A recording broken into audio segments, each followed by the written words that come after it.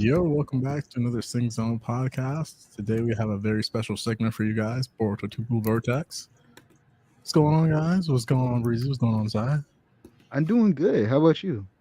Yo, what's good? What's good? What's good? Fantastic, fantastic. So yeah, man, we're late. We made it, yo. We made it. Oh man. Boy, here, goddammit. We're ready. We got some good things cooking up. Good things. Great things. Mm. Someone's hungry. We got a few BORUTO theories that we want to talk about.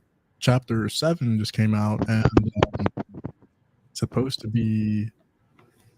Oh, sorry, the spoilers for Chapter 7 have released, and typically I don't check out spoilers. We actually talked about that last week. How people were getting banned for spoilers, and they're still Doing it. Yeah. Like people are leaking it on TikTok and Reddit and stuff like that. That's why I saw the leaks for this. And as per usual. yeah, there was Oh there's yeah, some yeah. type of The JJK leakers were arrested in Japan, right? And you still got people leaking that whole chapter. So Oh man. even right now, the Boruto chapter is leaked as we speak. There's like multiple translated versions out on various sources. You can go on Reddit, your Twitters, your TikToks, and then even the what is it called? The pirated websites. There's still websites active. There's always going to be pirated websites, no matter what. I guess it's going to be impossible to get rid of.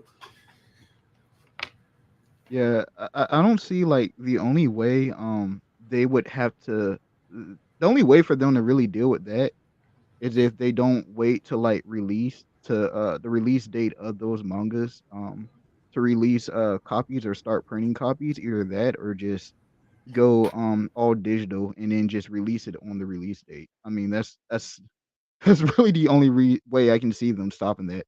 Otherwise, since they print out the copies early, people are always going to leak it. yeah, it's disappointing, but that's the direction that we've gone down, and it's something I guess we have to deal with it at this point. Yeah. I mean, it's still, I guess, we had a few theories that we decided to just go ahead and buckle down and do a Boruto segment for you folks out there that wanted a Boruto segment. And yeah, this is basically going to be an accumulation of some of the theories that we have. We're not going to be able to do all the theories today, but we're going to try our best to provide you the best, most quality theories and kind of tie it all together, if we can, to some degree, or at least maybe voice some of those more popular theories out there, and some things that may be um, a point of concern, and some things that may not be. Um, yeah, and then trickle down from there. So, I mean, did anyone want to start? Yeah. So I can start out with something I've been thinking. Um the last chapter, some of the spoilers that I peeked a little kind of helped. So we know that Mitsuki, one thing about his character is that he's always been seeking his son, but we don't know like too much about Mitsuki as far as like how he was made, what his purpose is. Like Mitsuki himself doesn't even know what his purpose is. The only thing that he knows was that he wants to seek out his son, and for right now, like his son gives him purpose. That's the only thing that Orochimaru left him after his test. So, seeing these spoilers, kinda it kinda got me thinking, because I noticed, like, one thing, that Mitsuki said after, he had this little tussle with, Boruto.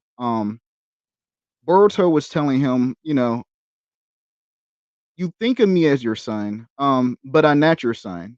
But if you need your son, you can come back and you can see me anytime." But he also told him that, he always believed that he was the type of person, that can shine on his own. So, with Yeah, that that was very interesting to me. I do like that you pointed that out, because I think that's been some point of discussion for at least a majority of my theories. Um, And I think I'll say it again. I don't think Boruto is the main character, even though, um, there are, the name is in the title.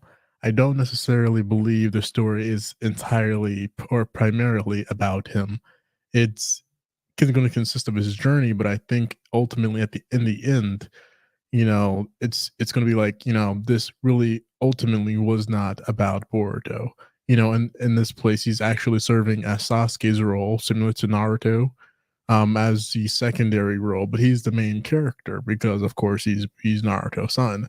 And so it definitely felt like it was very interesting how you stated out, Boruto said he could shut on his own, but but that I feel like there is some type of rough translation between, sun and then of course light, right? Because I guess in the spoiler, right? He mentions, he is, I am your son, right? But he didn't. When he said that, I don't mean to cut you off, but just seeing that, I think you said you weren't too big of a Star Wars fan, but that was like his Darth Vader, like I am Yeah, your father kind of moment. That's literally. straight I up was the gonna say vibes. that. I was gonna say that. Yeah, I agree. That's But straight up the that was the vibes that I translation got I from it. got. I'm kind of misunderstanding. Are you guys saying that because he deliberately says that he's his son there? Earlier it seemed like you were trying to say that they were stating that he isn't his son or something. Like, I'm Well, confused. I know that I feel like there's a bit of a rough translation, right? Because in the beginning he says he's going to look for um he's going to look for a son, and then of course he says that he is a moon in this chapter as well, which sort of is a little bit conflicting to something that Orochimaru said, I believe, in part one, where he said that Mitsuki was made from the earth, right? And then of course, Orochimaru. So um, that's why, to bring up another side theory, how I believe um, that Mitsuki's body, his sage mode, most likely kind of works in a similar fashion as Uzuhiko, right? So in a sense to where, Uzuhiko uses the planet rotation, right, as a force, right? I feel like it's quite possible that Mitsuki's body uses sage mode, um, or uses the body as also uses the planet as a force, um, and it's most likely why it was so difficult for him to, or more difficult for him to perfect his stage mode, right? um from what it seems like, I don't exactly know how proficient he is now, but it definitely seems like he's almost, dozens of times more proficient with his sage mode than he was in the past, by far, right? And so 100%, 100%. that is the case, I feel like Yeah, there may be a similar, like Uzuhiko, that move was probably introduced as a new method of attacking Otsutsuki level threats, without being an Otsutsuki, right? And so using nature forces as opposed to just using nature energy, um, it's quite possible that he, instead of, just to kind of explain that, let's use Mitsuki as an example, right? So instead of Mitsuki just absorbing nature energy like a sage does, he simply just obtains the earth's nature energy, right? Similar to like I'm um thinking like a vessel of some sort. Like that's the only way I can think of it. Like like he's the vessel for the planet. for the planet, exactly, right? So And I wanted to say this. I didn't mean to cut you off, but I noticed in the dialogue in the spoilers between Boruto and Mitsuki in their fight, mm, he stated that it was very destructional, his attacks, environmentally damaging. And I thought that was very key, and especially in with the usage of the word environmental. That goes back to what you're trying to say, because mm, like being that Boruto, his move is more. Both moves incorporate the Earth somehow, but his is more like using the magnetic field. His, whereas Michiki's use of the the Earth is actual nature, like the world itself, like the woods or whatnot. So I'm curious to see like other characters in the series, like because it's safe to assume everyone that's going to be relevant is going to get some type of power up that would reach them into this level, where they're using earthly like powers. We can't just see one person using, Uzuhiko all the time, and like no, that's just not it. So I think everyone's going to have some type of earth level groundbreaking feat that special caters to them. Like we're seeing Michiki with like actual earth. So that I thought that was pretty interesting. It's interesting. It's interesting that if Boruto is just able to kind of tap into the Earth's force, as opposed to its nature, right? Then is that I'm assuming Ada's ability and Damon's ability work in a similar fashion, and this is exactly what I predicted years ago, right? So how like the sort of how the moon reflects the sun's light, right? You could see how it was explained, I believe, or at least theorized that was a component of Damon and Ada's ability, right? So sensing intent, right? The killer intent, so the ability to kind of reflect that, right, in a sense similar to like the moon, right? And of course with the moon, right, it's necessary to be there for the Earth's survival, right? So but it's only a part of what the sun and the moon does, right? It's able to reflect the light of the sun. And so that, I guess that kind of brings me to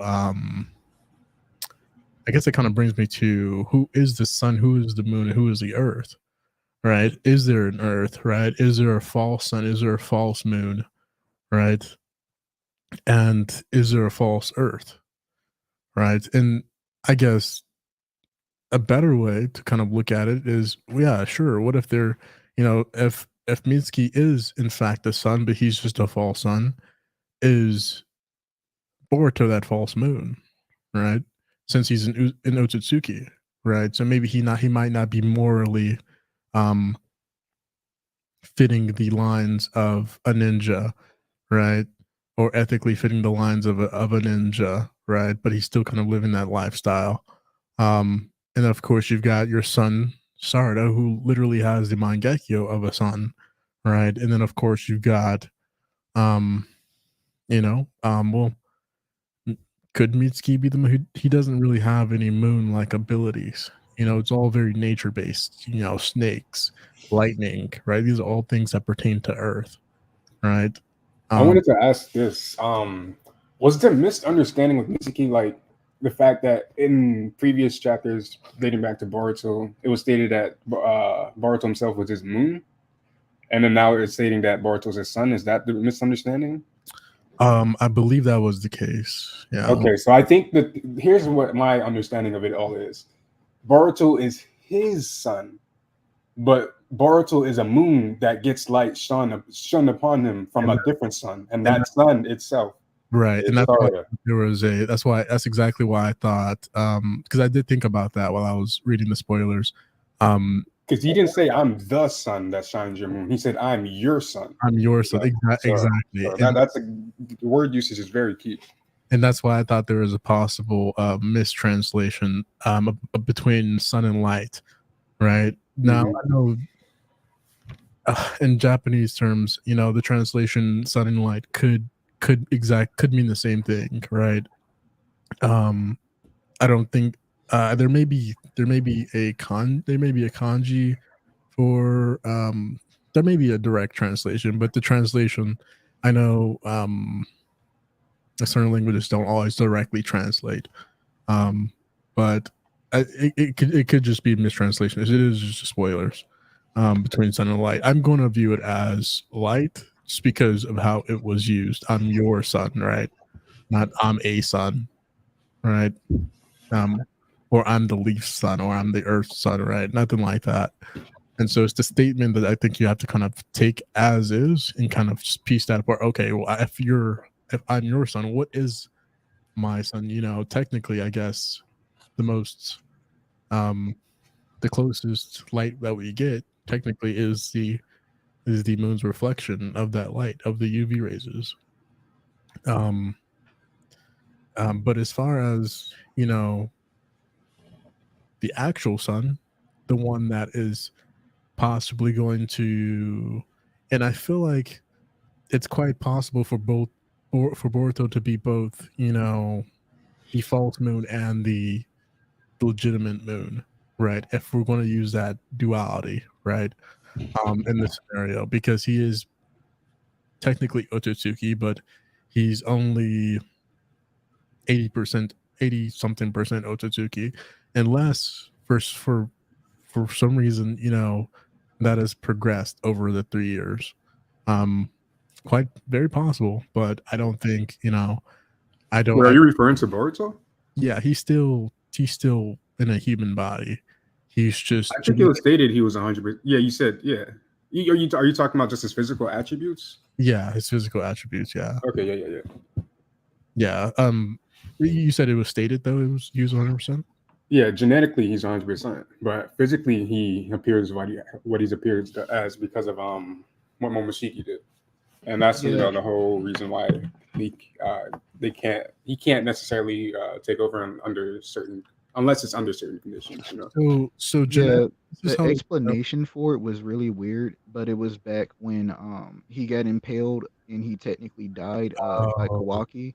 I I remember. believe Momoshiki said that he used the remaining percentage that didn't get finished unpacking and downloading into Boruto's body yet to go ahead and rebuild the piece of his body that was destroyed by Kawaki. And so then it completed the 100% ossification. Right. I feel like that process was very iffy.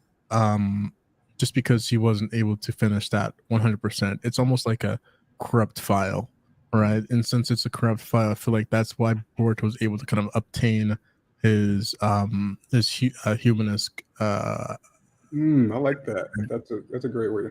He's like a corrupt file, and then Kawaki to me is like a pirated file, you know. And then we have to think of a term for code. You know, code is like just a bug, I guess. I don't know.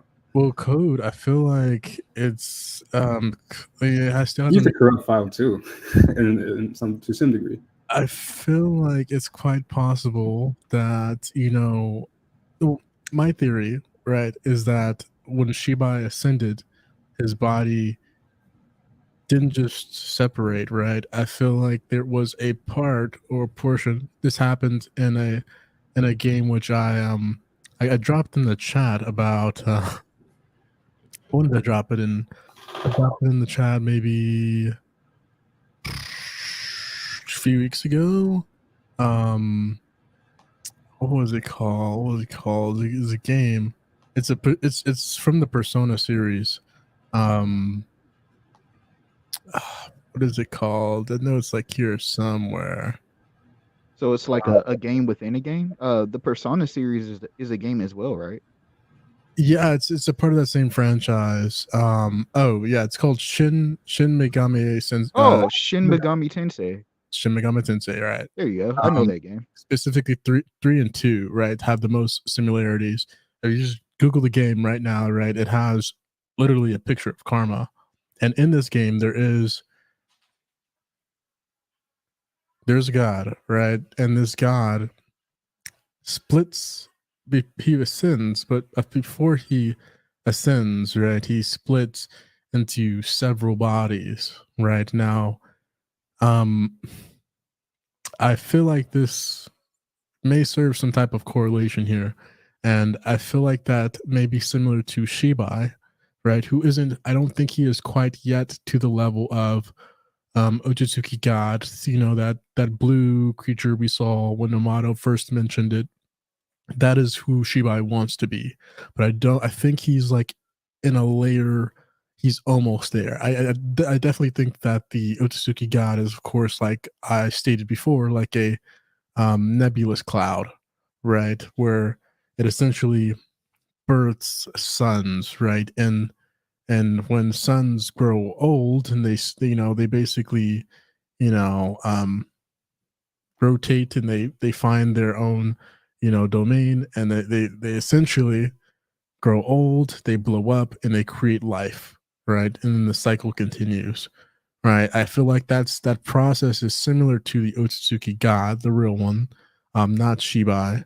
And Shibai just has this ambition to be based off of his design, right? His design is based off of a cycle, right? A natural cycle for them to consume until you become a part of the Otsutsuki God. So I feel like his ambitions, even now, are meant to basically become Otsutsuki God, right? And to do that, he needs to he hasn't. I don't think he's ascended enough, or at least he's been able to transcend, but I don't think he's been able to ascend to the point that where he thought he would be able to, right? Um, either I definitely feel like he most likely split into all the shikis, right? So all the shikis you see, Ishiki, Irishiki, Momoshiki, and they're all just pieces of of Shibai, right? And they have these ambitions too, but they seem a bit fragmented, especially Momoshiki, who seems inconsistent. Um, um, Ishiki, who why is he hanging out with humans?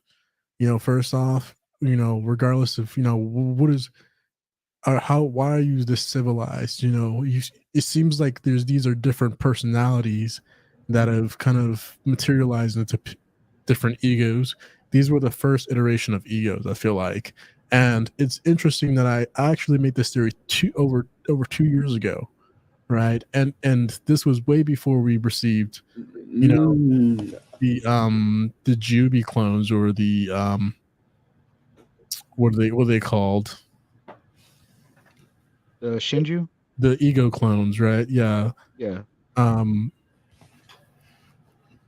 This was way before that, which is interesting because I feel like there is some similarity between that and this. And this, I feel like, if anything, the ego clones confirm to me that with the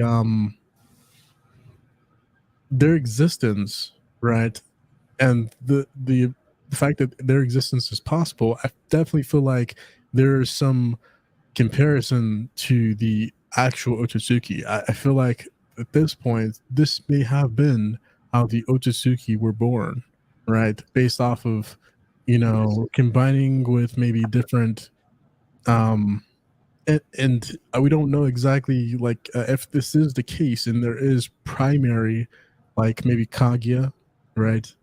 Everyone that basically does not have the name Shiki, right? Kaguya, Shibai. What are any other Otsutsuki's out there that don't have the name Ishiki or Ishiki? I don't think so. Unless you count Toneri, but the thing is, Toneri is an awkward case because we don't know exactly where he stems from, because people were stating because in the movie, I believe he was.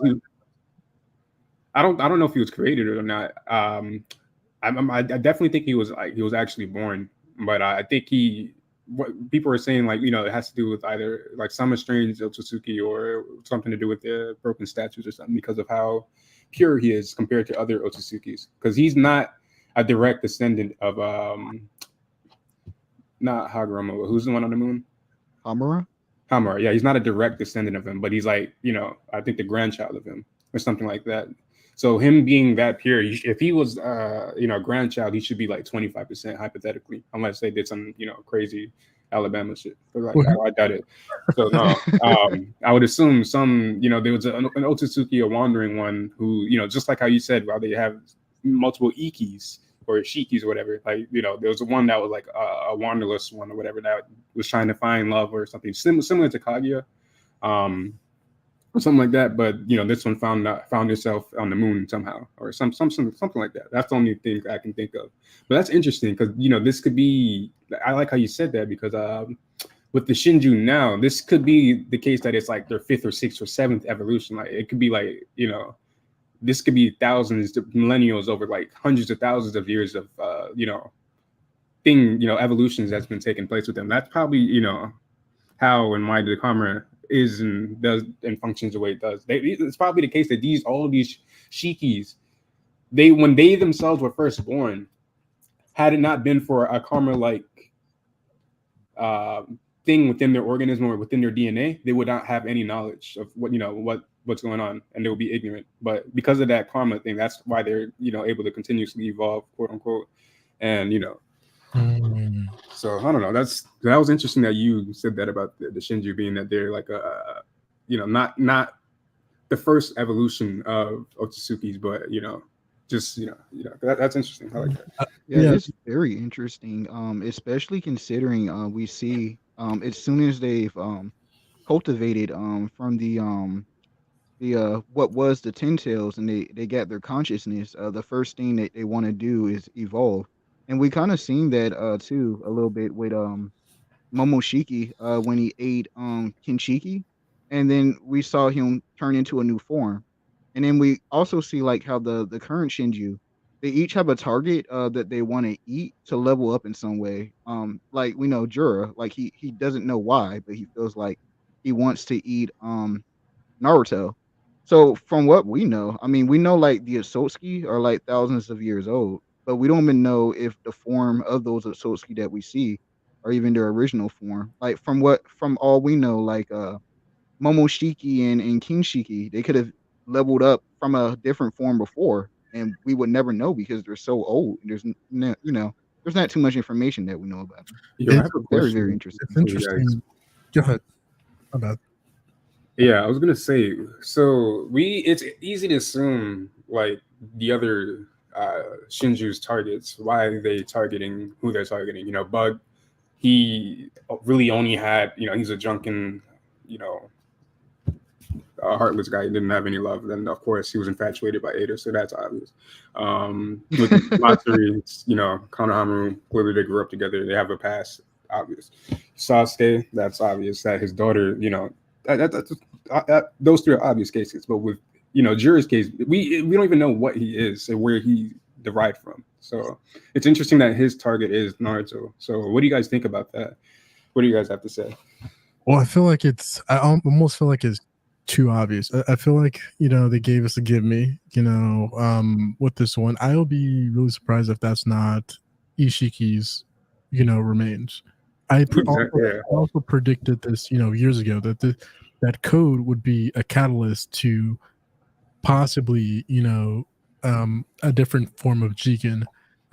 Now granted, I thought that code, due to his incompetence, would basically absorb the god tree, and then of course someone like Jira would be born out of code. But the fact that code is still alive, that's my surprise. What is his role in this still? Is it to at this point he has to avoid Boruto and Kawaki, the Leaf, so what is he going to do? Is he going to take his claw grimes? But is he even in control of those claw grimes anymore? Or is it the ego Shinju who are now in charge of those claw grimes? They're almost directly related, right? So that is true because they all share the claw like the claw markings itself. That's interesting. Who's the closer identity to them?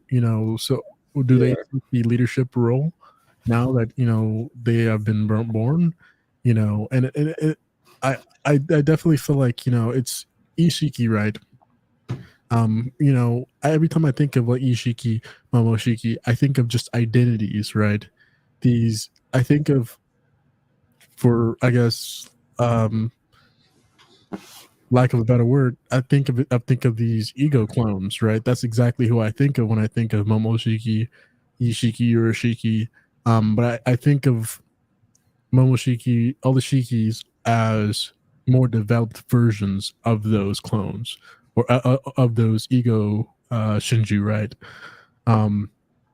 And I think of them as a more Otsutsuki, closely related to Otsutsuki because they are derived from Otsutsukis, right? And so this may have just been an instance where, you know, Jira, sorry, when Shibai ascended, right, when he gained that power, he was able to maybe ascend and then disperse, you know, a few bodies with maybe like you know, let me see, hold on, maybe uh, may, sort of like what was I getting at? How did I forget? I lost my mind. Something happened.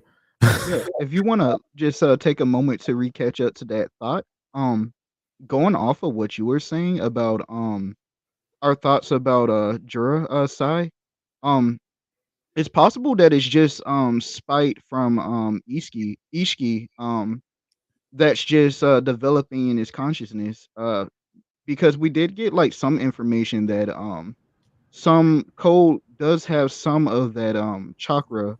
I think from, it's either chapter 6 or chapter 5, I can't remember which chapter, but code does have some of Ishii's chakra, within his karma, and he did Yeah, use that karma exactly. and mixed it with the, Exactly. um, the claw grinds.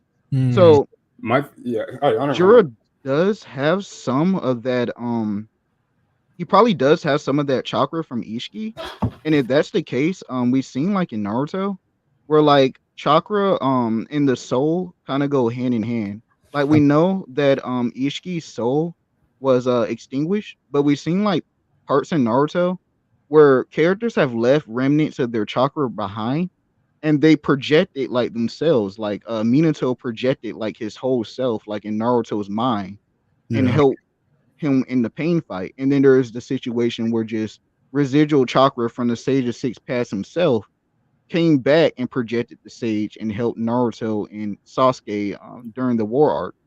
And we know, like, when Ishiki, he fought Naruto, it wasn't explained very well, like, how the Baryon mode works, but we know, like, Naruto and, Kurama, they fused their chakras together to create a new type of energy. And that energy, through the punches when it was colliding with Ishiki, was shaving away some of his life force, and in the end, it led to his soul being extinguished faster. So, I think in a way, that chakra from Naruto and Kurama kinda intermingled with Ishiki's as it was shaving away, and that's going back, that's still linked to his soul. And we know, from, like, how Naruto explains how chakra works, everything is connected through chakra. It's like energy. And we Absolutely. know that energy is never really created or destroyed. It's just transformed into a new form. So Mm, with that chakra coming back, that chakra from Ishiki, it still might be linked in some way to that chakra from Naruto. And that makes Jura think, oh man, this guy, that spite is still there. I want to go eat him, kind of thing. But that's that's Yeah. that's kind of convoluted and out there. interesting that you So that. Interesting. here's my takes on it. It's a combination of multiple things. So you guys said it, a few of them. You know, Code, him intermingling his karma and chakra within the claw grime, the big one. Um, I also want to say the DNA from Ishiki. The key, the trend that I'm seeing with everyone and their target is that they have strong feelings for them, whether it be love or extreme feelings of quote unquote hate. And being that Ishiki has strong influence in this character, Jira, quote unquote, um, you could argue he has the most strongest feelings, if he had feelings for anyone, for Naruto, because Naruto is the whole reason for his fall. So it'd be strong feelings of hate. So that's my one thing, my one thought about that. Another thing, of course, Code, he intermingled a lot of his chakra, and then it could be the case too, because we haven't seen Boruto interact with any of them or touch one of them, but we see how the Clock Grime interacted with Kawaki when they first interacted, and how like it grabbed him. We don't know. We could assume like he probably took chakra, but I don't know. Like it could. We don't know how much chakra it's taken. But depending on, we got to see how that scene was animated and see if it was actually like, because when they animate scenes of chakra absorption, you can actually see how much is done and whatnot, and if the person is fatigued or whatnot.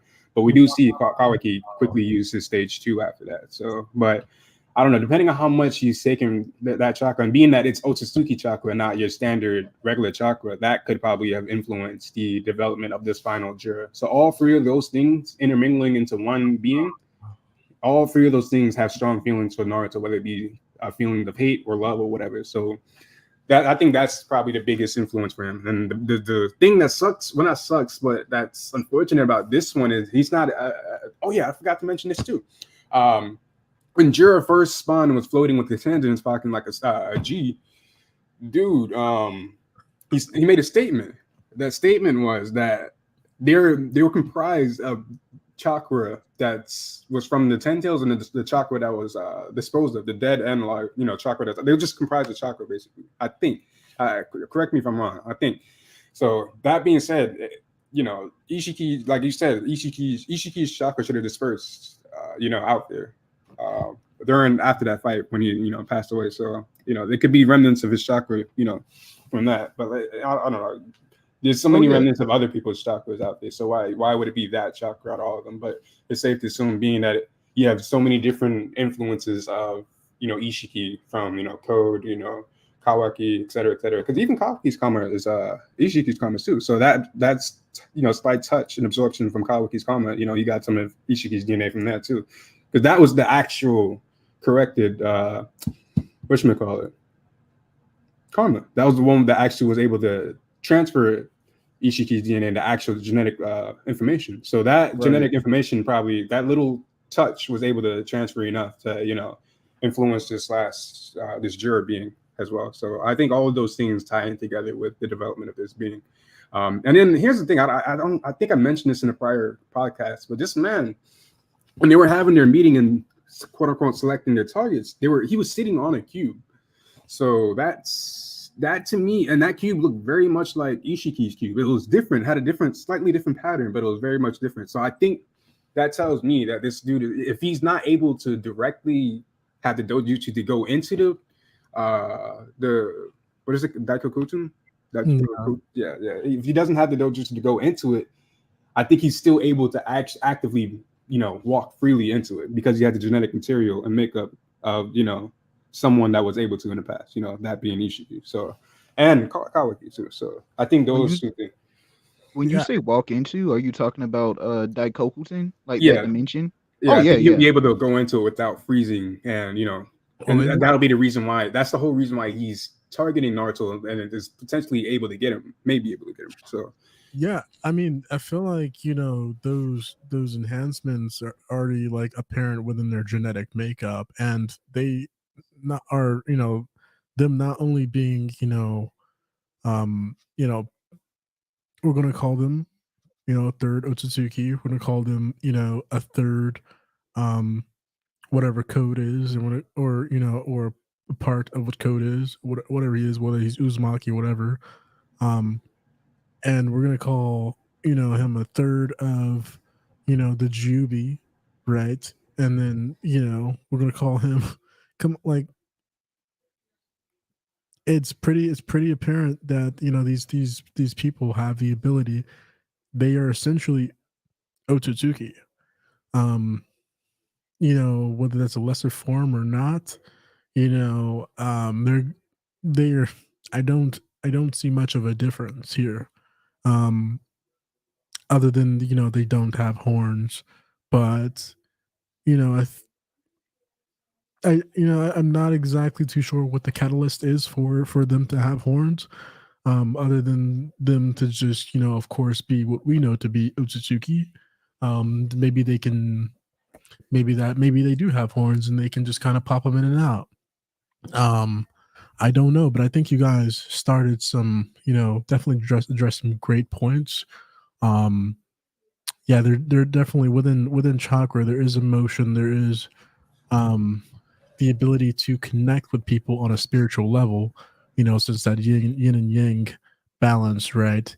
And then of course, like Breezy said, you're able to kind of leave traces of chakra behind, right? So as to where one presence of Ishiki had disappeared, he still had a presence of his dormant within, if we're just considering Ishiki as an individual, present within Kawaki and present within or dormant within Code, right? Or sorry, dormant within Kawaki, dormant within Code.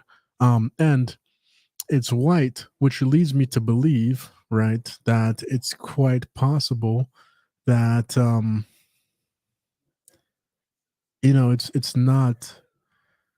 it's not well, it's believed, right, that that Code's karma is just because of some statements by Mato, that Code's karma is just purely just a weapon, right? It doesn't have the ability to connect on a spiritual level, right? Although we still don't know what that illusion was that Code saw. I'm gonna call it an illusion for my personal intent, but it was Yo, in that. I would love to speak about that scene. This is something I've had like about that scene for the longest. I would love to bring that up, even though it's a long chapter ago. It's something I've always been wanting to talk about. But yeah, I like how you brought that up. You talked about the interaction between Ishiki and Code, right?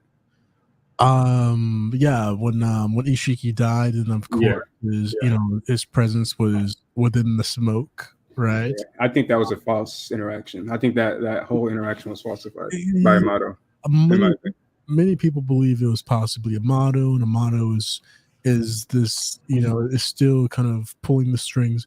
I do believe that it's very possible that he planned to this far.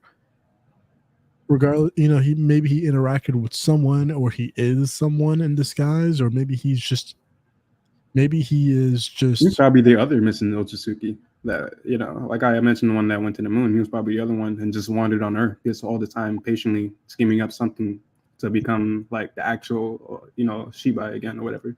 I feel like it's there's something very mysterious under going on, and Amato seems to always be the direct connection between all things mysterious within Boruto, right? It all kind of leads back to Amato, but I feel like ultimately, if that is Shibai's, if these are Shibai's personas, right, then it's very possible the Ishikis, sorry, the Shikis, right, all the Shikis, if these are his personas when he ascended, and what Amato obtained, and or what Ishiki obtained was just, sorry, Amato, what he obtained was just a fragment of Shibai's remains, right? Um, then it's very possible that it's Shibai, the one that's controlling all of all the Shikis, right? Meaning them seemingly being fragmented or forgetful or not fully present or not fully knowledgeable about certain topics and certain moments. It's probably because they are not the ones in control. It's Shibai, and he is able to control them because he is them, right?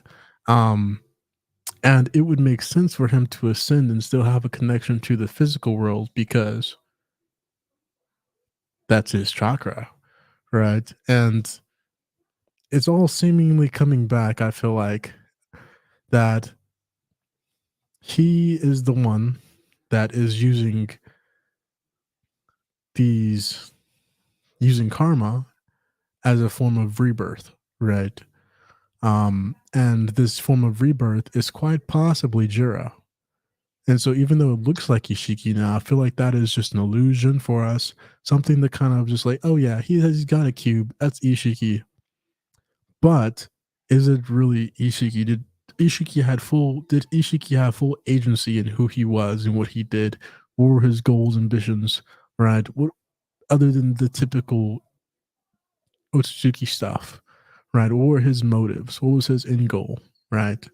Um, and even if he did, right, I definitely feel like Momoshiki, like he could have been more proactive, especially with the time that he had, the constraints that he had. He could have been extremely. He could have wiped many things off the map. Um, but I feel like there was some hesitation on his part. Um, if he was able to take both Naruto and Sasuke at the same time as as Jigen, right? And it's kind of interesting that I that that he didn't. Of course, he was waiting, for his body to fully um for him to find a new vessel, right? But I don't know. I don't know. Something rings fishy to me, and I think we're gonna find it very soon. Yeah. Yeah, it's just now that you bring that up, yeah, especially like the Momoshiki part, that part is just really it's really fishy to me. Especially because we see him die. But we've seen before, like when karma was placed on characters, we've seen with Kawaki, like they went through so many experiments and like so many different test subjects, and then Ishiki himself, like he had to touch Kawaki like physically, to place a karma on him. But it's just really weird. Like Momoshiki, he dies, and then his soul somehow comes back and places a karma on Boruto. Like I that. think That's just it has to do with that freezing ability that he has. That's an innate ability that Momoshiki has, and he probably triggered it right before he, It passed. still hasn't And confirmed yet, though, whether he yeah, exactly. But there's a lot of things with Ishiki's dojutsu. The I name hasn't been confirmed yet, too. So I mean, I don't know. I'm thinking it just looks that way for Boruto because he's no longer human, right? right.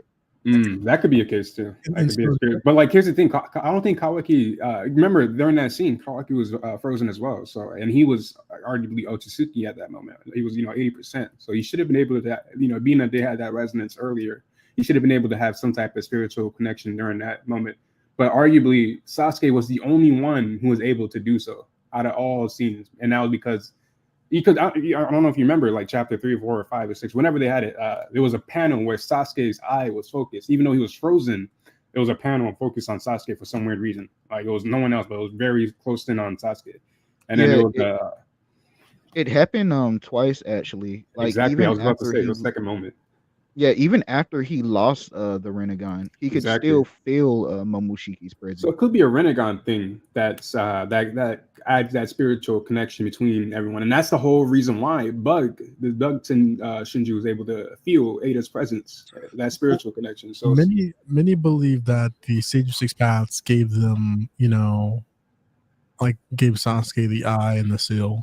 But with these seals, it wasn't just the seal, right? It was chakra as well. And so I don't think that's how DNA works, right? You don't just run out of chakra, right? That becomes a part of your chakra network.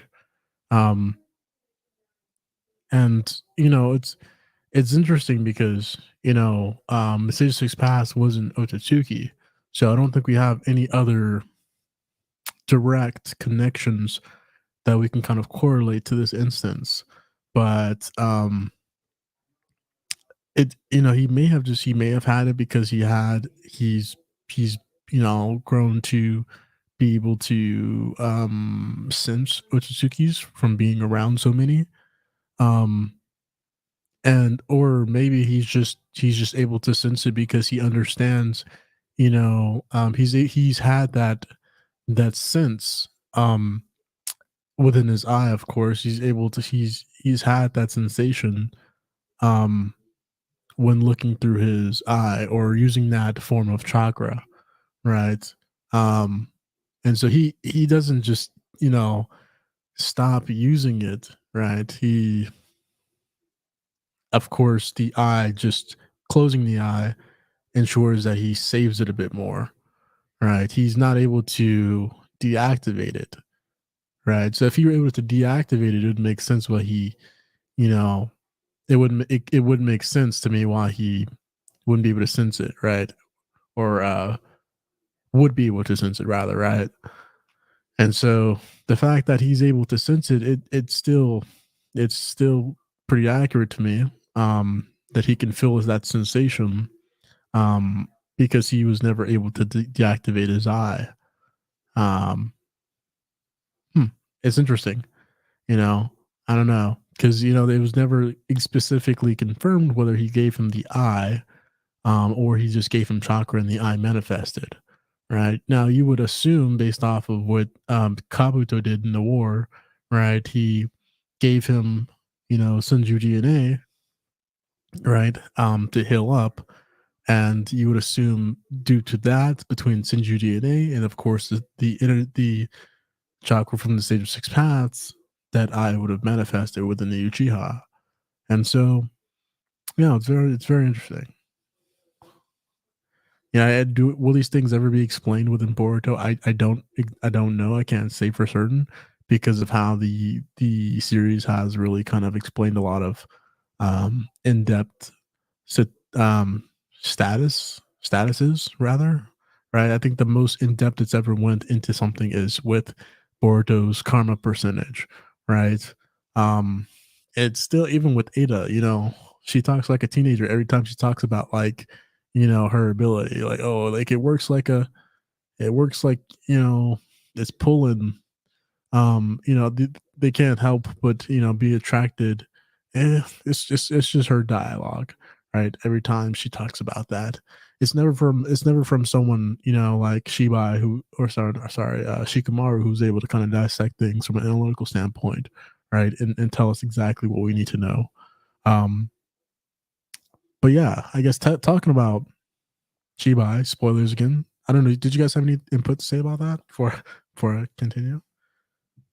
Um, the only other thing I can think of, as far as Shibai going, what if, because I remember when Amato was explaining the whole Shibai situation, and that Shibai extended from his body, and so his body should be somewhere.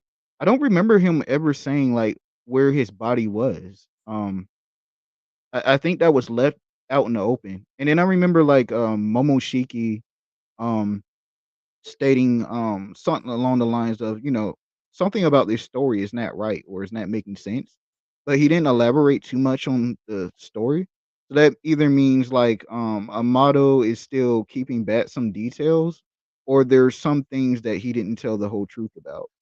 Like, and with a model is really hard to know. Like, maybe Shibai didn't extend his body at all. Like, maybe Amato, I've seen theories where people were thinking maybe Amato himself is Shibai, which would kind of explain Mm. why he's able to give or create things like Ada and Damon, which have these Otsutsuki like abilities, where it's like, okay, where is he getting this from? But It just doesn't make sense considering going back to Shippuden. Um, how could somebody like Amato, been around all that time, and we're just seeing this stuff pop up now, kind of thing. So, very interesting. Yeah, my question, I guess, is how would Shibai know like human knowledge though? Unless he just spent um a lot of years just paying attention to humans. But even like this is modern day science though. This is like advanced level sciences that Amato's breaking through, and he's doing it in the public eye. Right? He's showing these scientists how to do it. So the barrier to comprehension is very near, right, when it pertains to humans and a motto, right, whatever motto is. I think it's quite possible that he is just a cyborg, right, um and that he is in fact, um there may be a real him somewhere that he may have experimented on himself, to test it on himself first to see if it, or just test it on himself after many failures, and he may be just still hiding out there, and that's quite possibly Dr. Giro right there, just in the lab, talking about um he um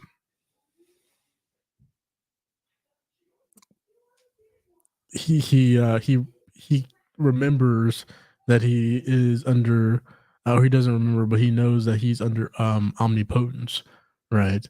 um and so how would he know what omnipotence is, first off, right? Like, how was this used before? How many times before was it used?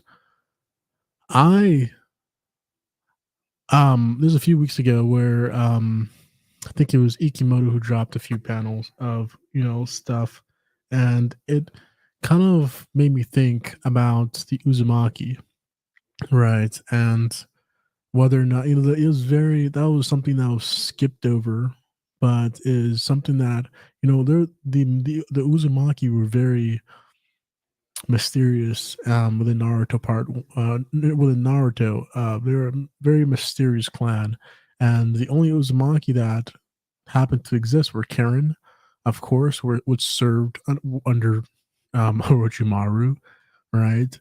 And you've got Naruto, of course, and Naruto's mother, right? Those are the only ones primarily that served a higher role. Now we know that red hair was very dominant within their main branch family, right? Or full blooded Uzumakis, right? Now a lot of people were saying like Code, his hair was orangish red, not quite red. Although it's very interesting how he goes full power or he goes unlimited and his hair turns white. Right. Now, this did happen to a few other Uzumaki as well, where this happened to Nagato is a good example. not Nagato, right? It Yeah. happened to um the old man that helped establish the leaf with Yeah. joined the clans with the first Hokage. Right, I'm forgetting his name.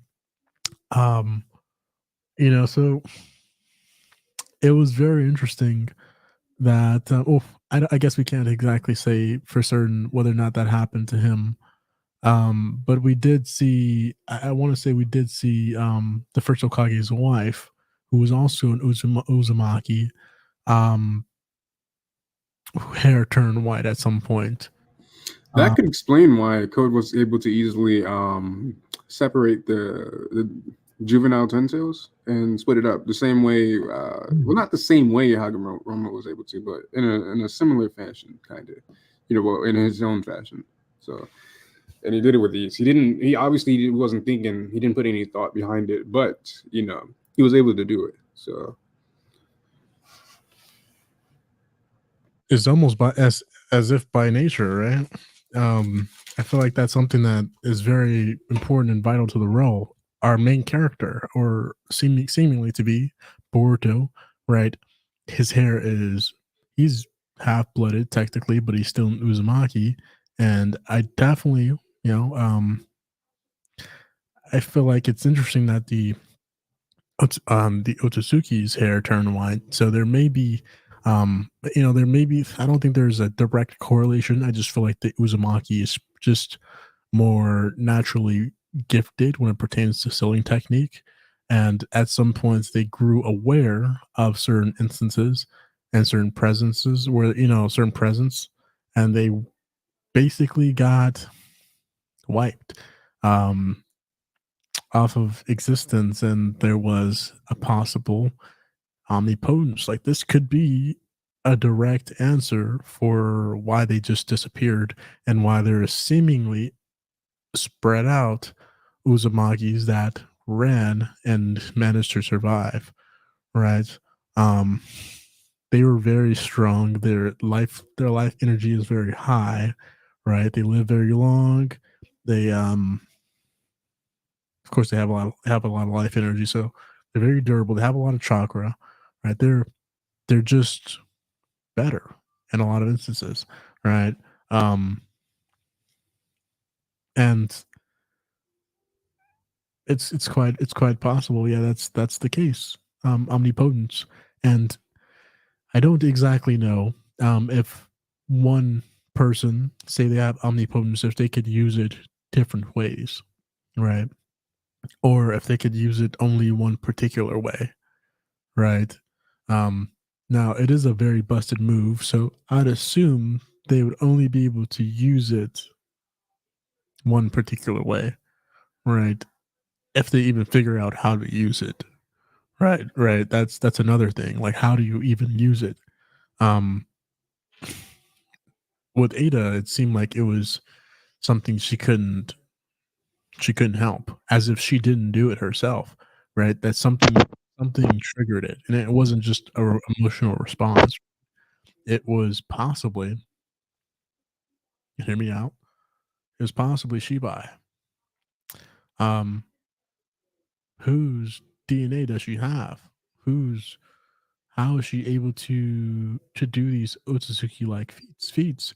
How does she how does she have the ability to do omnipotence if that was an ability seen by Otsutsukis, right? Something that Otsutsukis could do. Is she an Otsutsuki? But she's a cyborg, is she not? So how is she a cyborg and an Otsutsuki unless she has a piece of an Otsutsuki Shibai within her DNA? And I'd claim that'd probably be the same for Damon's case as well. Hmm. Very mysterious. Well, I'm pretty sure they do. Just going by something that Amato said um before the time skip, when Ada was flying around the village, it was like, oh yeah, by the way, she can fly. It's something that comes natural for Otsutsuki. And then he said something along the lines of soon Boruto and Kawaki will be flying around the village as well. So Right. going off of that, yeah, they definitely are made with pieces of Shibai, which still begs the question, like, where is Shibai's actual body? Yeah, I mean, well, Boruto hasn't used karma yet. And before the time skip, it was her, Ada specifically, Ada or Damon, who basically said, come when you come back, you better be stronger. I believe it was Damon. It was Damon, yeah. And it would make sense that maybe they're the level of strength to where Boruto is now at, and possibly they just had knowledge inputted into their memory, and quite possibly maybe they have a karma. So maybe they were the first test subjects with Shibai's DNA, and they were stored because one of the personas of Shibai saw that and was like, "No, you can't have that running around. That's above me, right?" And told Amano like, "Hey, like, no, you could." I don't exactly know why he would allow Amato to experiment with that and live if he knew he could do it, right? Unless he thought he could benefit off of that. Um, and so maybe that was a selling point for why Ishiki decided to maybe work with Amato, right? Um, quite possibly because he knew that Amato could embed DNA and create karmas with and it maybe they have a karma, or maybe they just have the DNA within them. I don't know. It's kind of strange that they don't have a karma and they just have these abilities. They could fly like an Otsutsuki. I You will know? say this: I definitely think they have commerce. That would be a really really great grand reveal. I would love to see that, like different color commerce, like a yellow and a purple or something. I don't know, a blue. I don't know. We already have blue, but dang, it was something I was going to say, but I kind of lost my train of thought. I hate that. It was important too, as in regards to Boruto. Oh Mm, I man. do want to say while we're on the topic though, how it is interesting. I'm pretty sure you probably already stated this, but I kind of heard you talking about it a little bit. How he's doing everything up to this point without using his karma, and that's something to really recognize. And people who were complaining about the fight and were stating that it was short or bad or like yada yada. Like if you think about it, if you really really pay attention, Boruto did exactly what he needed to do, and he did it in a timely manner. And when you really think about it, that just shows you how strong this man really is and what level he is compared to everyone else. So when you compare him to like Damon and Ada and all of that, I think he's way above them, and he's still not hasn't even shown like about 10% of what he has in his arsenal at this point. You know, I think over the course of these years, right? Sasuke is the yin, right, to Naruto's yang, right? And so because Naruto, Sasuke is the yin domain, right? I feel like there was definitely a lot of probably yin training over that time. And I thought I said this before, how it might be a good opportunity that Boruto did get the opportunity to train with him, you know, if the village were to go into disarray, as it did. And it's quite possible that Boruto, you know, learned this through, you know, not only just constant training, but constant meditation as well. I don't exactly know what type of training Kawaki did. But you know, it's apparent that he is also stronger. But he's seemingly nerfed. There's something holding him back, I definitely think. And it could be the guilt, right? It could I think I don't mean to cut you off, but I think it's more or less it's a combination of his guilt and him being the change of environment. You know, before he was raised in a battle hardened, every day was a war, you know, type environment, whereas now he's in a laughy, lovey-dovey, you know, and that just adds to that guilt that he's feeling, because you know he's expecting war, or at least he was, you know, every day. That's why he had all that trauma and whatnot. But now, you know, he's in a different, you know, he's in that peaceful, you know, esque environment that Naruto sought out. So that, I think, it plays a key, is going to play a key factor in his, you know, dulled battle senses. So, and this is another thing I wanted to say too. This goes back to the flash forward sequence. You know, you notice Boruto stated, "I can't believe you would go this far," and I apologize about the background. That was my dog. Yeah, but yeah, I can't believe you would go this far. And I would argue Kawaki went far. He probably did some crazy thing as a means to get power. So I it's two things at play. I think I personally, this is a prediction I'm having right now. I think he sent the whole village to the Daikoku to dimension to trick Boruto some way, or it's, I don't know, or either that, or B, something happened and like the village was actually destroyed and lives were lost. So I'm hoping that's not the case and it was the latter, and you know, Kawaki's trying to do some, you know, deceit in the mixing or something, or he did some crazy sacrifice, or he found out, you know, the eighth. Because, you know, people were stating that Kawaki, the Dharma wheel, the eighth power or whatever, is like a wishing power, a wish granting power. Yeah. Maybe he makes a wish that has, you know, huge drawbacks and repercussions. That wish is like to get power to, you know, achieve his goals or whatever. Give me the power to kill all the Otsutsuki, whatever. And you know that you know something crazy like that. That's just you know. I could actually see that, just given how far the gap between Kawaki and Boruto seem right now, because the way Kawaki's character is portrayed, he's portrayed as the type of character that tries to get power the fastest way possible, which contrasts with Boruto's character, which is he learned during the first Chunin exam, you know, hard work achieves power.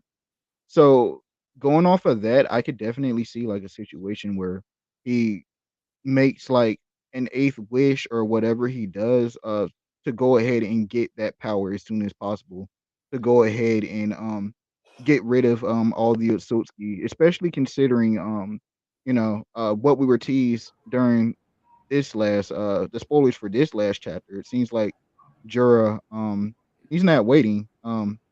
He straight up said, you know, I feel like I'm going after Naruto now. So things are about to hit the fan. Yo, there's something I have to say regarding next chapter. So I'm almost certain, you know, I think this fight was also dumbed down because it's saving. This, you know, I could be wrong, but it may be a battle in the next fight between Kawaki and Mitsuki. Yeah, because you know I know Kawaki is going to be extremely mad. There's no way he's just going to punch him and say, "You dumb idiot." No, hell no. He's going to throw hands. And I think amidst that battle is when, you know, because think about it like this: we're clearly Two Blue Vortex is going to be split into sections. You know, four chapters. That's going to be each volume. So at the end of this chapter is going to be Jura stepping in the middle. You know, at the end of the battle, and then saying, "Hey, what do we have there?" Something like that. Something crazy.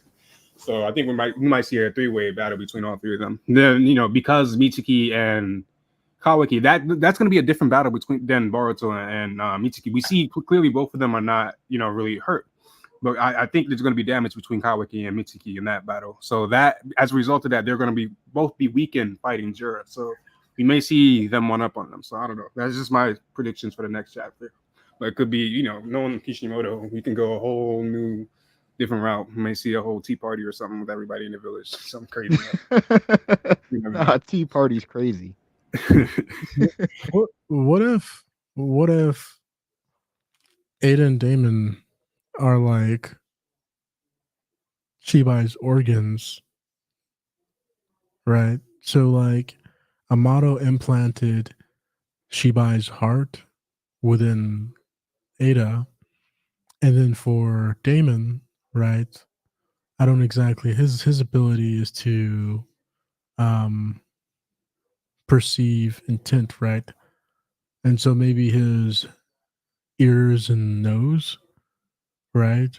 I don't exactly know which senses would correlate to senses per se, other than like maybe the nose and the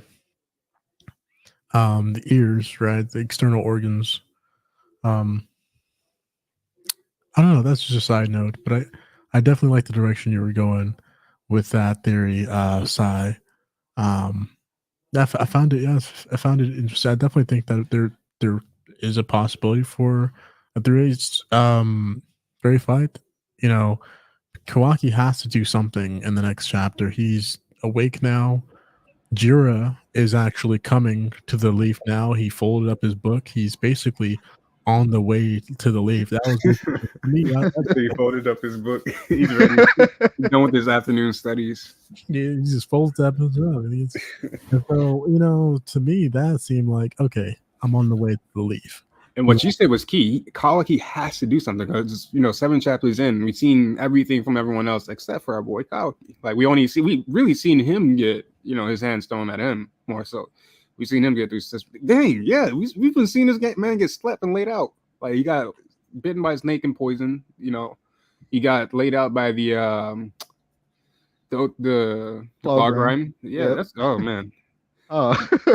Yeah, poor Kawaki. So he needs to get his get back. So you were saying something very important to this whole thing, right? And to just kind of tie this together, I know earlier you stated that this nerf of Kawaki was possibly due to Kawaki being nerfed and being around the village, possibly feeling guilty, and then before this desire, that I haven't exactly put it all together. I'm just going to throw out that it's quite possible that maybe, Ishiki just never had the ability to manifest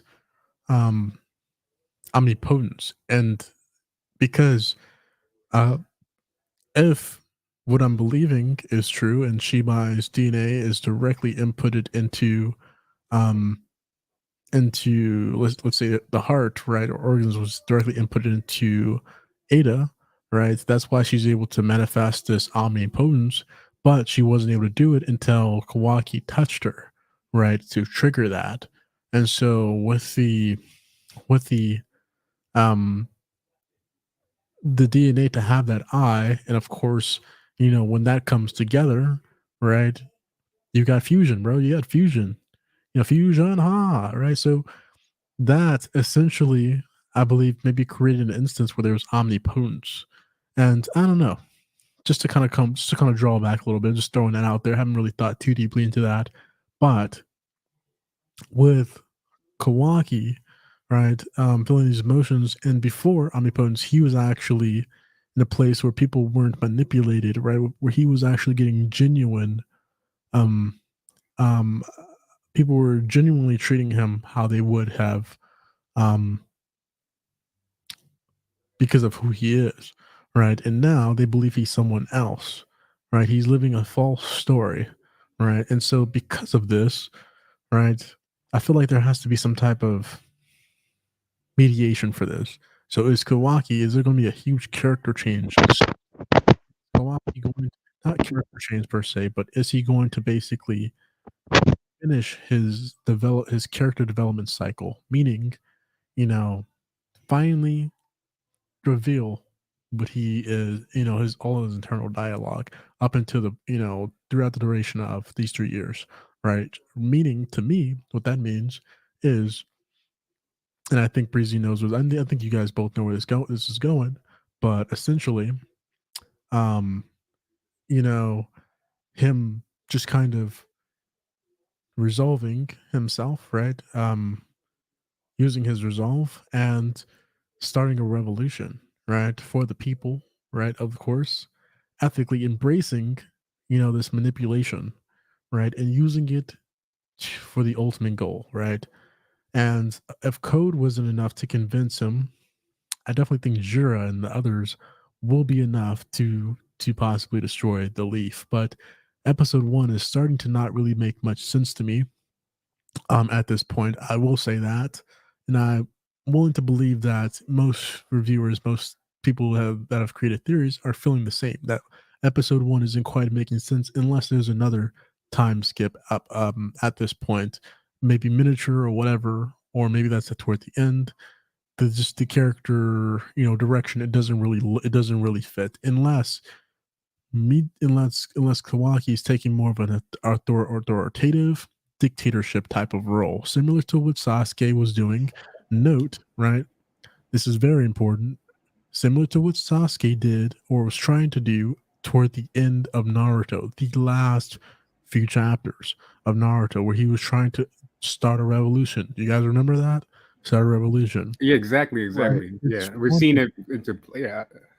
It's funny to just to connect the dots that over the course of the years, Sasuke did not die, right? And I thought Kashin Koji would come in to replace him. That would serve as a trigger for, for Boruto to develop and to train with Kashin Koji, and he would learn, you know, some type of he would learn to perfect, because I feel like him and Kashin Koji is definitely a solid replacement for Sasuke, right?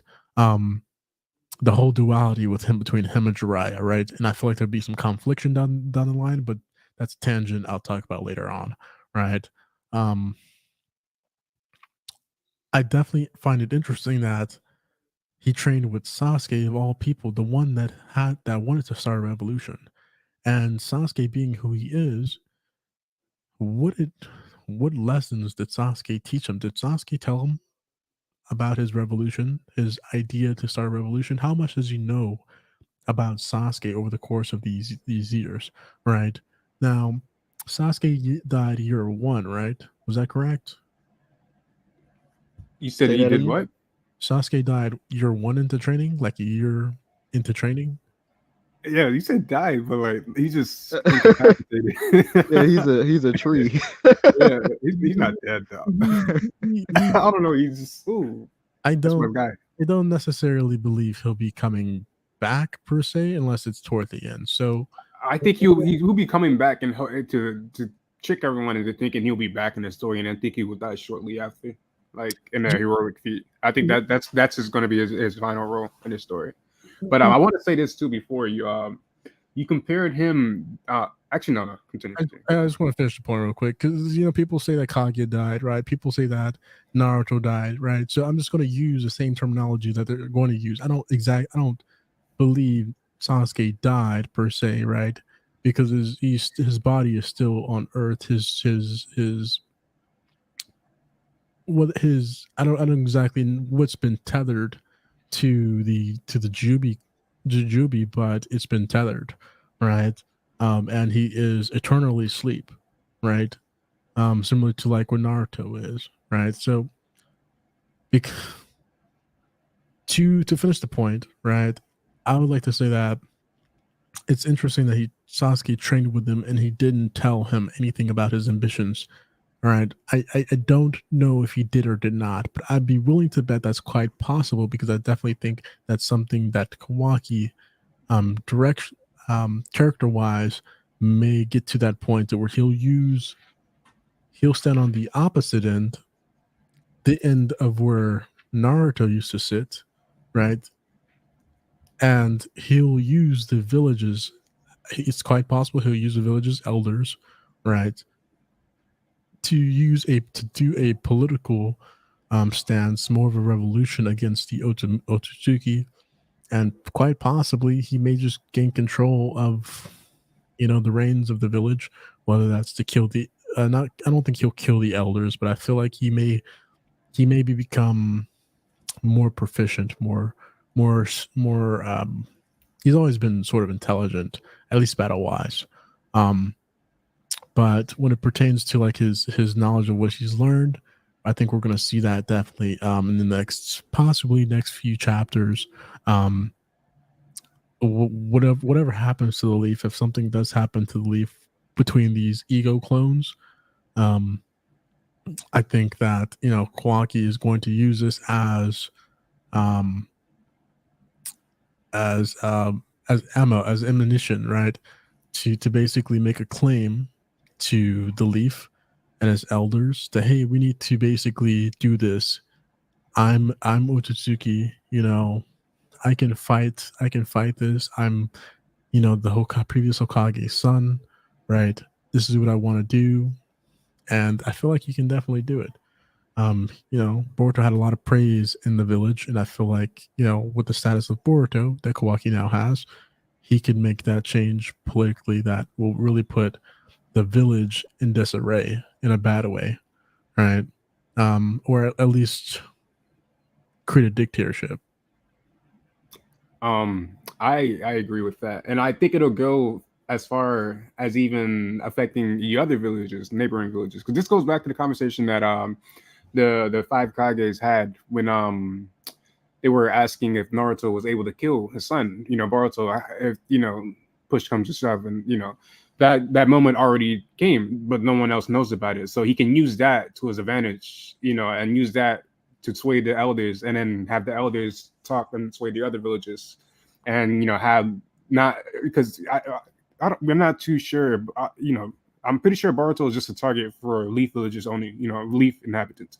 I don't think all the nations know about Naruto's death or anything in regards to that. So that being said, they don't know about Boruto or where he's at. So that helps him, be on the run easier at least. But once Kawaki sees that he's not really able to do anything, this is his first step into taking towards desperate means. But then, I think the big doom button is going to be when these Jura, or not Jura, oh my god, Jura, these Shinju clones such as Jura come and actually mess everything up and blow his cover. That's when he's going to actually start having to say, okay, well, damn, you guys found out. So that's when he's going to start saying, that's when dang, I can't believe we went this far. That's when those moments are going to actually start coming out of Kawaki, because he is the type.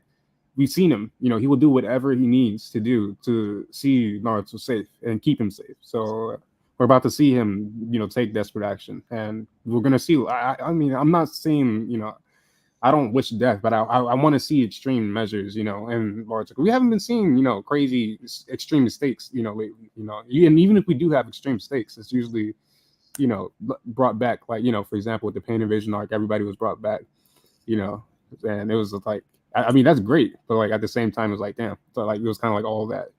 I mean, it had its impact. And it had its impact, but at the same time, I don't know. What are you guys' thoughts on that? I find the part when you said the other nations probably don't know that Naruto is dead very interesting, because we know Shikamaru has been the temporary Hokage for 3 years, and that might play into the fact of maybe why he didn't Exactly. assume the Hokage role yet. Exactly. Keeping, Yeah. yeah, because they don't want the other nations to find out, or even imagine what the other nations would do or how they would react to knowing Naruto is gone. Because Naruto was the glue that was kind of holding the piece together beforehand. Without that, it might just go back to you know warring states how it was in Shippuden, because they were already on the edge about Naruto having his son being in Otsutsuki and not doing anything about it. So they hear he was killed by his own son. Oh man, that's gonna that's going to bring chaos. And I wonder then oh, my bad. Yeah, you go. and then another thing that plays into that too is the fact that we learn like in the chapter unless translations were rough because we just had spoilers, but um memories are constantly being rewritten, which is good to know because before we were thinking, okay, these characters are just dumb. They're seeing like family photos of Naruto and things like that, and they still don't question what's going on with their memories. But we learn like that Shikamaru has figured this out like several thousand times before. So he may have figured out like Naruto was alive over and over and over, or at least speculated that he was alive over and over and over. And that plays into why he didn't take the position yet for 3 years. Literally, that's exactly what I was gonna say. Because the thing is with that, him figuring it out is the memory stays in his brain for a period of time, long enough to where he's not willing to take the position before it resets again for some type of event. You know what I mean? Some external factor. So it's wild. It's wild. Yeah. This stuff though. Yo, I want to say that you guys are on the right page with this, right? So when it pertains to like, I think omnipotence, I think we're coming to a really interesting bit, right? Kawaki, trying to keep this under wraps, right? And I think that the fact that Jura does know that Naruto's alive, I feel like that'll be something that'll be addressed. And depending on how soon, if it is next chapter, Jura could announce to Okage, could announce to the Leaf, right? And Ino could basically display that. And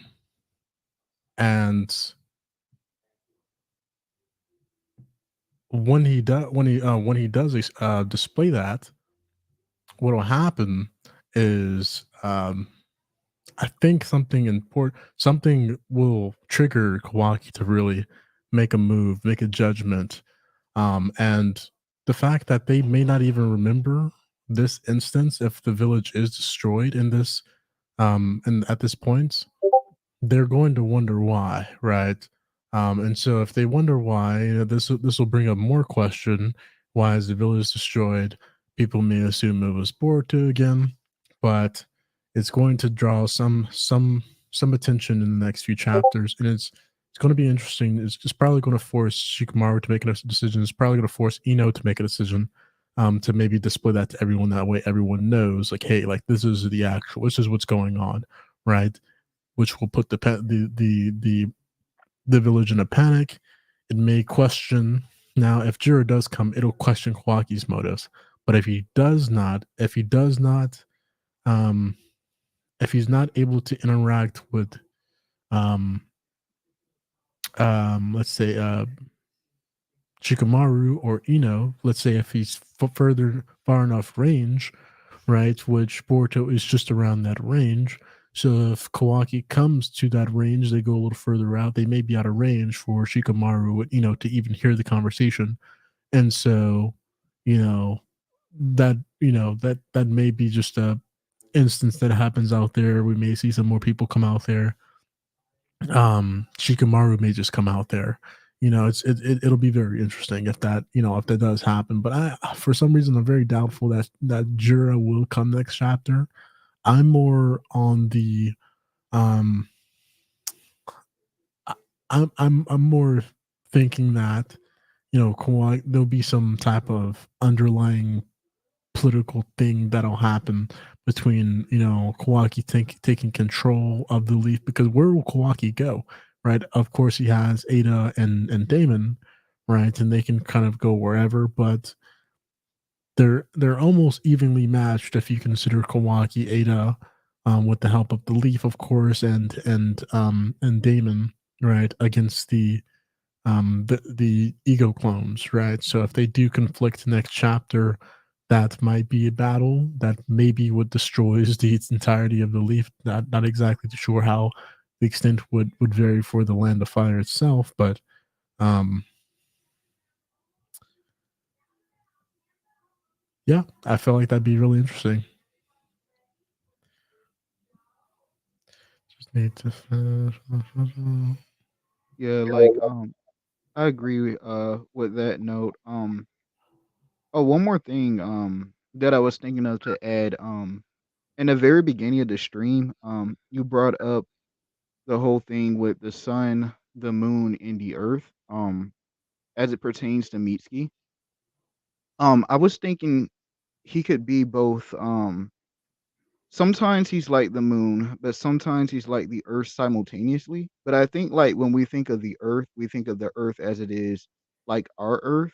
How it's it's lively, it's got water, it's got animals and things like that.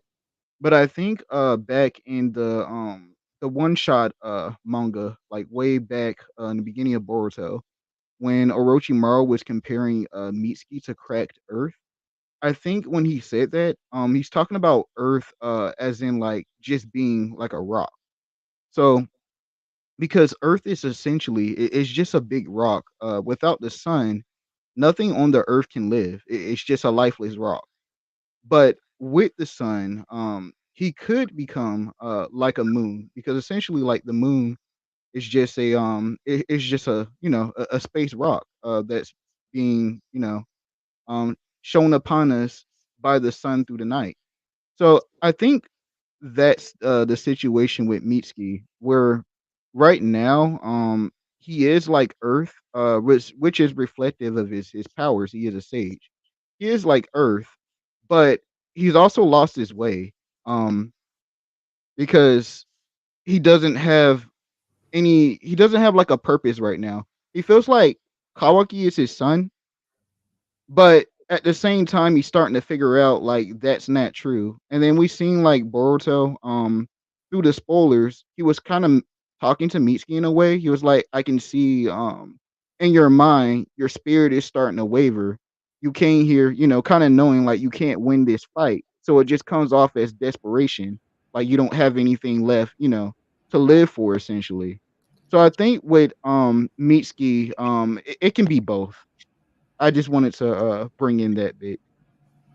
I feel like there is definitely some correlations we can make between the sun, the earth, and the moon.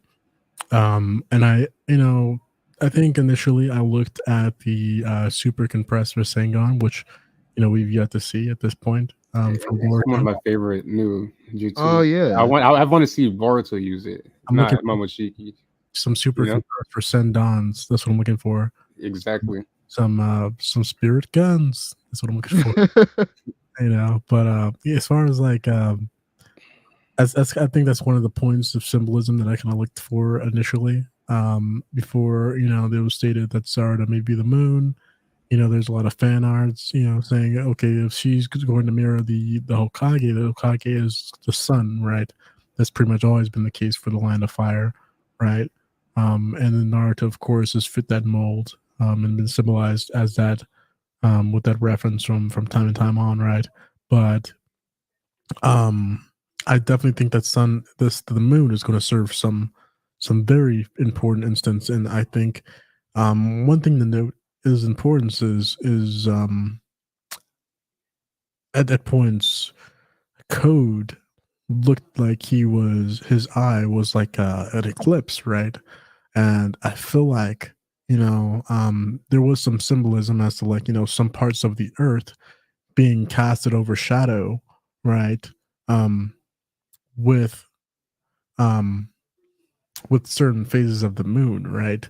So if it's half moon, of course you get one side of the moon, you get like more portions of the earth, you got more light, you got more sun, right? But with an eclipse, it's total darkness, right? So that's why one of the things I pointed out is that Code may be the catalyst, and he just may come in, chime in as that catalyst, time and time again. He may serve as that role, and he may not be a very vital character until the very end. But I also feel like I should bring up something very important. How Boruto, his Shogun, I guess, is supposed to symbolize the moon, right? It's or a light, right, that dispels the darkness, right?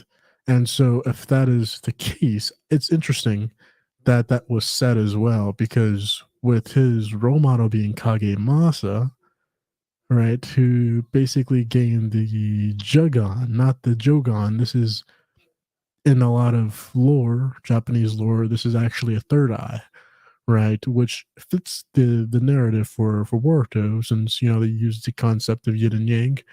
With the Jogon, it's actually an evil eye, and so if Kagemasa has the evil eye, and what Boruto develops, right, he becomes Kagemasa. If this ossification, right, has been an instance of, and that's one thing that we haven't found out yet, right? This process of ossification, of how how that's affected him over the years, mentally, physically, right? Um, and how that pertains to Momoshiki, right?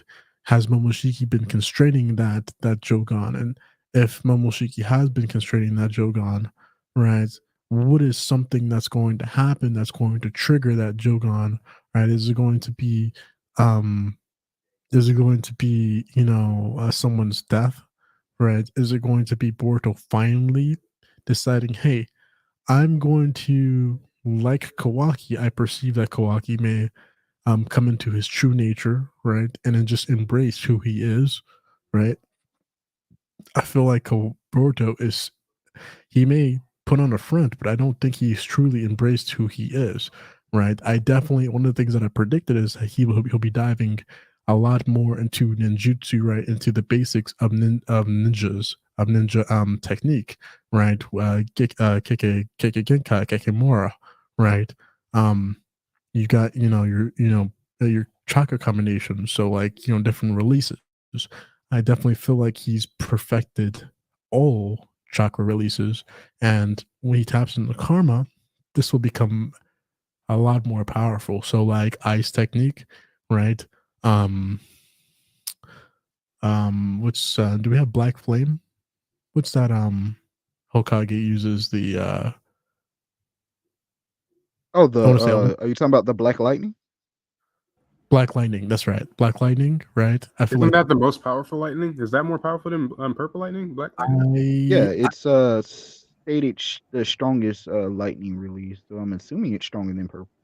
Wait, why? Then why is it? Hold on. So Kakashi perfected purple lightning, so he can't go higher and achieve black lightning. I don't know. I don't know. Because this whole Well, I time I've been think thinking that was the cap, and like I don't. I was until recently, because then I just was introduced to black lightning, but like until then, like I always thought purple lightning was the cap. No, man. Yeah, if you watch Naruto Ninja Movie 1, right? That was the Rainbow Rasengan and Black not the Lightning. I think they were like tigers or something. I forget. Oh shoot! I Yeah, remember that movie. I remember that Rainbow Rasengan. That was a beautiful Rasengan. yeah, man. Yeah, man. That was such a beautiful Rasengan. And then of course you got the Hokage. What's it? Is it the Raikage? I think it's the Raikage, right? yeah, Yeah, Daruri. Yeah, it's the Raikage. Yeah, he should know Black Lightning, I believe. He does. And so that's crazy. these different Kikimura, right? I feel like Boruto's definitely perfected all of them at the very least. Or if he's even like a little, he's at least he at least has the ability to use them. I think at this point, and then when he taps into karma, I think he just uses them like nothing, right? But he'll specialize in certain moves. He'll choose certain moves, right? Similar to how Momoshiki chose the Rasengan. He just compressed the Rasengan and said Rasengan.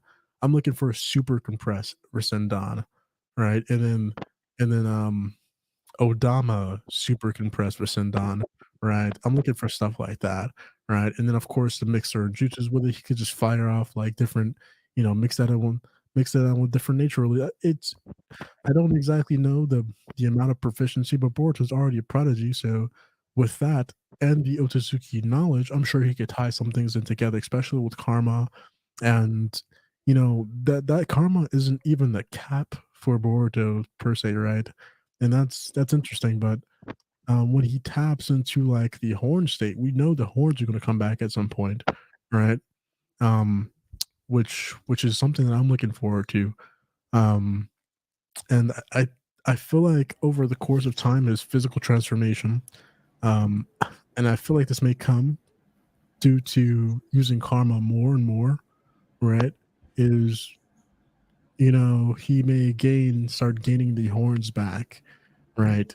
And I want to say, all right, I want to tie this back into Shibai, that his karma, being Momoshiki's, of course, is just Momoshiki's, of course, is just in my head is just a persona of Shibai.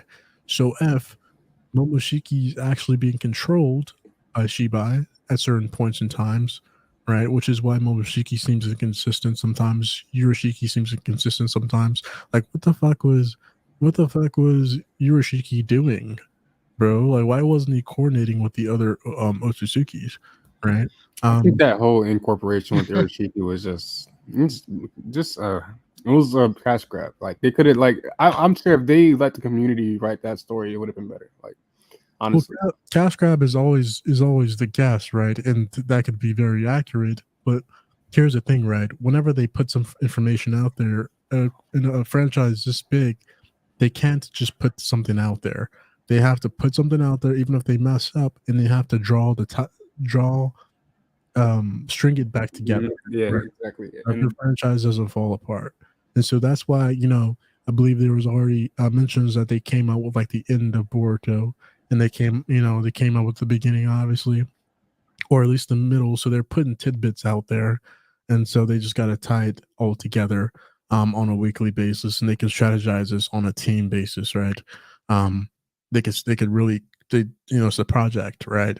And so when it pertains to like Boruto and his Kagemasa connection and Shibai is essentially Kagemasa for Boruto, right? So he may be trying to take control of Boruto, which is how Boruto's Jogon would turn from a pure eye to a evil eye, and he may be the end villain, or one of the end villains, right?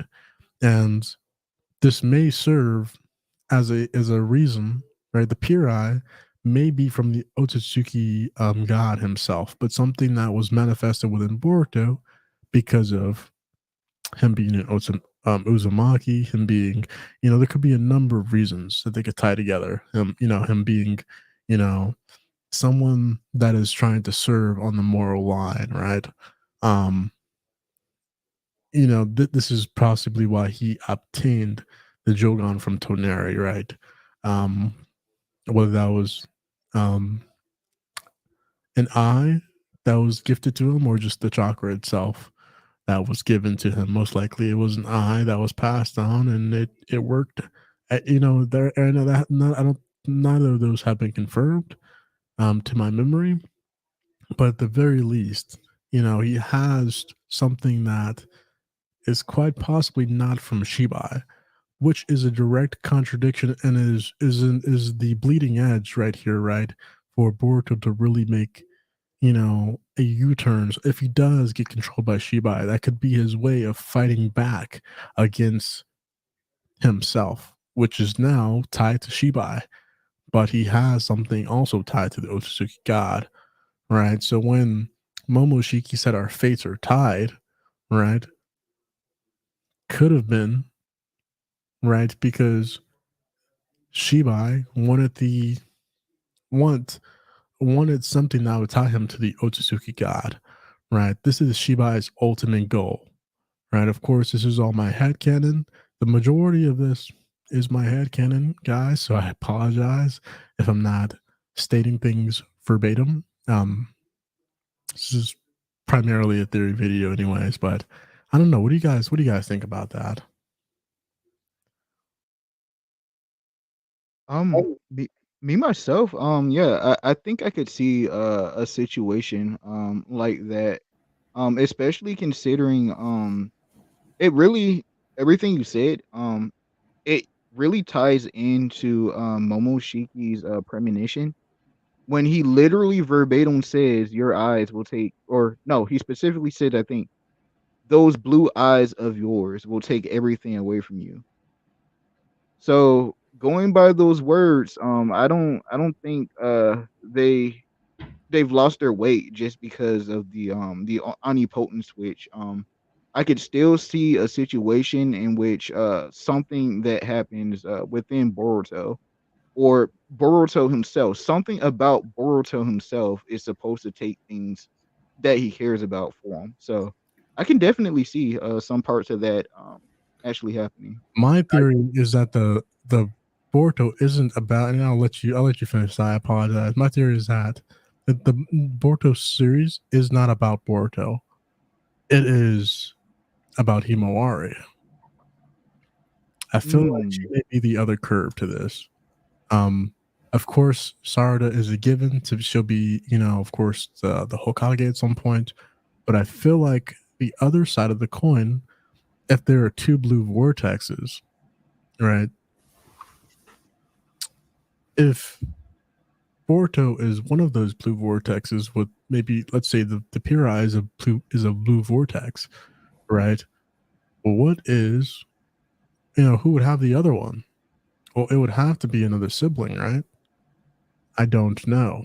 That's just a side theory, but I feel like it was very interesting that the author threw in two kids.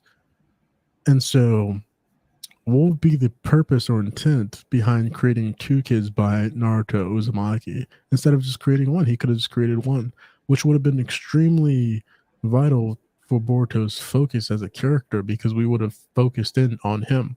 But now we have to place our eyes upon two children. If one has certain techniques, certain proficiencies, and can manifest a Jogan, why wouldn't the other one be able to? yeah, I see what you're saying. Yeah, Himawari is one of those characters that I always find myself forgetting about because she's not pushed that forward that often. But every time we do see her, it's usually for an important bit that's often overlooked. Like I believe the two times of recent when Himawari popped up was the time when she made a comment about being able to somehow feel like her dad was still alive, and it wasn't elaborated further upon. So we don't know how she's able to do that or any further information about why she feels that way. And then the only other time before that when we see Himawari was when Damon was going to attack her when he felt some kind of great like a latent power within Nice her of some point. sort. Nice point. Yeah. So Right there. yeah, I think in like the case of Himawari, she's gonna awaken something different solely because with Naruto and Hinata, you're mixing two different clans together. So rather than having two genetic people who are evenly able to get everything, you're gonna have one that's gonna be like mostly Hyuga slash Tensei Gainish, and the other one's gonna be more. You get what I'm saying? Like they're mixtures of it. right. I think she's gonna be more like the Uzumaki who has more chakra than that of a Boruto. Boruto, if anything, we see him more of his grandfather in him, as opposed to both. We see a mixture of his grandfather, Sasuke, and Hinata in him. The only thing you see Naruto in him really is his personality and the actual jutsus that he uses, like the Rasengans and the variations of it. But in terms of him turning into his horn set, I definitely see that coming. It's not coming anytime soon. If we do, I see it coming. I'm gonna predict it may come like twice within Two Blue Vortex. Once in the middle of a crucial fight, and then another time, and that crucial fight is gonna probably save him or something, possibly. Like it'll be against a crazy opponent, and then the second time will maybe be in I want to say in the final moments of the series. I feel like it's going to be like we're going to be fighting against some other crazy bad villain. Everyone's going to be ganging up on him. And then right in the last second, instead of we see like a Naruto versus Sasuke as fight, we're going to see like a everyone versus Momoshiki as fight. And that's, and this is when we're going to actually see Naruto truly use his full power. I think there's going to be some type of limiter or something that's going to prevent him, from being able to take back consciousness for a period of time that will allow Momoshiki to fully go all out. I would love to see that moment because we see a body, an entity right now in the series that's extremely powerful, has so many skills, so many jutsu, so many ninja-esque abilities and whatnot. And I would love to be able to see him be able to lay it all out in full display, at least for the one time, for the one time. So we got to see him use the karma. We got to see him use, the Rasendans. I want to see a Rasendan barrage, like 30 Rasendans, him using instant. I mean, not instant transmission. Gosh dang it. This is not Dragon Ball Z. Flying Raiden. Yeah, Flying Raiden, Rasendan barrage. Some crazy, thing like that. But unfortunately, Ikamoto, he's not the type to draw stuff like that. It's hard for him to panel, shadow clones and stuff like that, because he's more or less like a one single shot close up detail versus like having a whole bunch of scattered things in an environment and capturing an entire scene. He can capture entire scenes, but it's he's better at singular things per panel. That's why his paneling is the way it is. So I don't know. We'll have to see. I'm hoping, I'm praying this is the best case for Boruto 2 Blue Vortex. We see success, it piles up, and then they say, okay, maybe we should start actually hiring more assistants. They get, because they had, two great mangaka make the draw out the light novels. So they could have had them make the other light novels by now, and then finally come transition back into two Blue Vortex as assistants. Imagine all of them working on this manga. This could easily convert back into at least a 2-week manga, or like JJK every. Release a chapter every 3 weeks and then take a break, or take a break every 3 weeks, something like that. That's how JJK is. That's how One Piece is, or, stuff like that. And then if you need an extra break, shoot.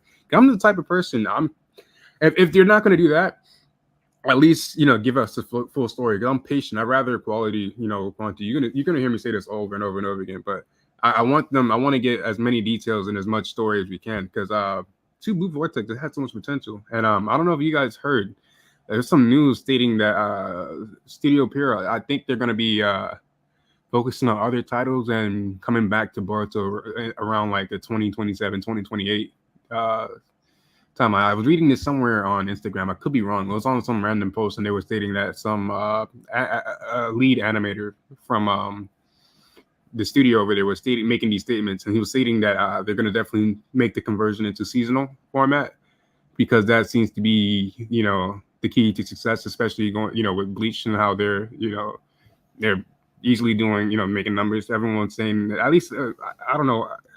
I didn't read it during the time period, but based off, what I'm getting at is it sounds like they are trying to pull a Bleach, basically take like a extended hiatus with exactly, with the anime, and just come back when it's near completion, and just kind of do it seasonally, or almost near completion, and just do it seasonally, which would make sense. It worked out for Bleach, as a huge success, and I think it'll work out for to kind of provide that time for the studio to allot a lot of time for the studio. But no, I think that's interesting that you some of the points that you guys mentioned. I don't know if you had anything else to add for that, Breezy. Oh no, just that I've heard of that as well.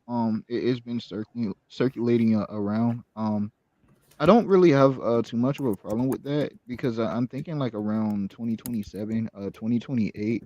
The manga would probably be done by then. And I just personally don't see it going on like too much longer with the way the story is going.